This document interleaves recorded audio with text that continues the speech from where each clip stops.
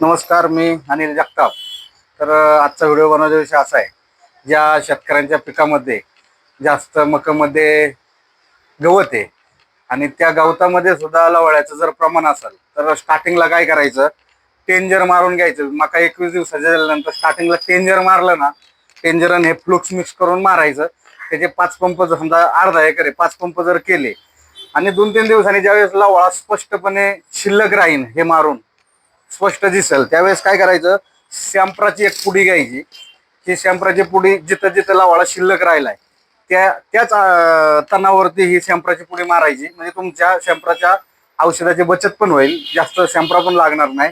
आणि हे लवाळा मरायची सिस्टीम कशी आहे, समजा तुमची मका 21 दिवसाची असली, तुम्ही 21व्या दिवशी जर ते मारलं तर 3.5 महिन्याचा पिरियड असतो. तो कसा असतो, समजा शॅम्परा हे टोकाव पडलं लवाळ्याच्या, तर ते मरत मरत मरत यायला खालच्या गाठीपर्यंत त्याला लागतात 3.5 महिने.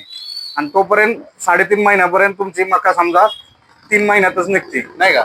3 महिन्यात मका निघते. आणि 1 महिना अजून जर तुम्ही रान आहे असं जर ठेवलं तर ते शेवटच्या गाठीपर्यंत तुमचं शॅम्परा काम करीन आणि ते पूर्णपणे लवाळा नाहीसा होईल.